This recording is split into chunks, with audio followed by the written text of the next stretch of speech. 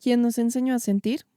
Parece una pregunta extraña, porque solemos creer que las emociones son naturales e instintivas. Aunque lo son, también desde la psicología social sabemos que se aprenden, se modelan, se regulan, se legitiman dentro de una cultura. Cada generación hereda un modo particular de educar las emociones, y ahí la religión ha tenido históricamente un papel central.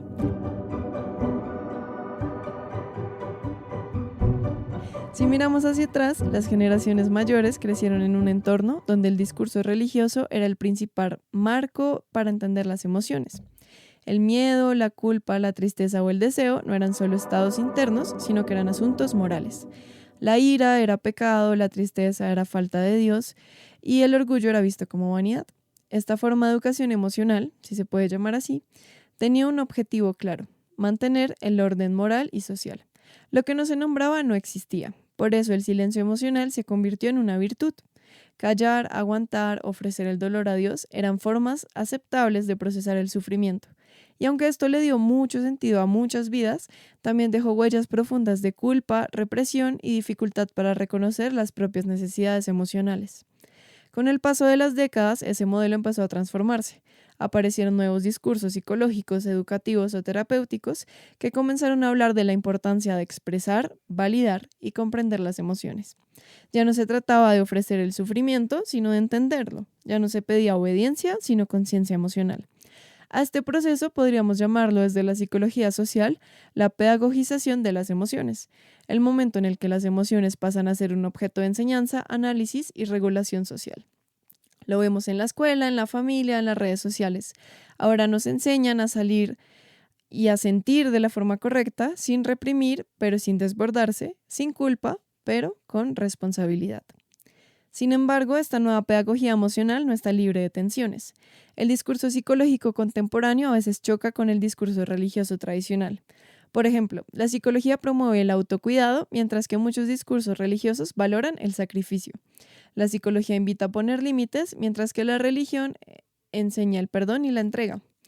La terapia busca la individualidad y la autenticidad, mientras que la fe suele apelar al nosotros y a la comunidad.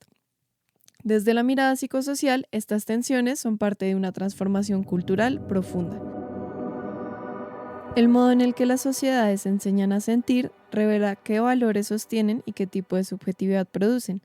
Las generaciones anteriores formaron sujetos obedientes y resilientes, las actuales buscan sujetos conscientes y libres. Ambos modelos tienen virtudes y riesgos. Uno puede reprimir y el otro puede fragmentar. También hay que pensar en el papel de la educación emocional en contextos religiosos actuales. En muchos espacios de fe, especialmente dentro del cristianismo contemporáneo, se han incorporado lenguajes psicológicos. Se habla de proceso, de sanidad interior y de heridas emocionales. La religión adopta parte del discurso terapéutico, pero lo reinterpreta dentro de su marco espiritual. Así las emociones se vuelven un terreno híbrido. Lo psicológico y lo espiritual se entrelazan, a veces en armonías y a veces en tensiones. Estos cruces muestran que los lenguajes de la fe y la psicología no se excluyen, sino que se reconfiguran para seguir respondiendo a las preguntas humanas sobre el dolor y el sentido. Sin embargo, la pedagogización de las emociones también puede tener efectos contradictorios. En un mundo donde todo debe ser gestionado, corremos el riesgo de que el sufrimiento pierda su dimensión humana y espiritual. Ahora no se nos pide callar, pero sí regularnos, controlarnos, ser emocionalmente funcionales.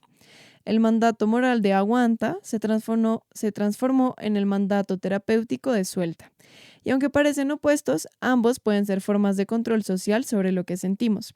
La psicología social crítica nos advierte que incluso los discursos de bienestar pueden reproducir formas sutiles de opresión, ya no a través de la culpa religiosa, sino del ideal de la felicidad constante. La positividad tóxica, por ejemplo, es la nueva versión secular de no te quejes, confía en Dios. Solo que ahora el Dios se llama productividad emocional. Quizás el reto esté en reconocer que ni el silencio religioso ni la hiperexpresión emocional bastan por sí solos.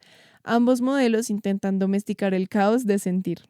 Y lo cierto es que las emociones no son algo que se puedan enseñar completamente. Se viven, se comparten y se transforman en relación con otros. Desde la psicología social podríamos decir que las emociones son prácticas culturales y que aprender a sentir también es aprender a convivir.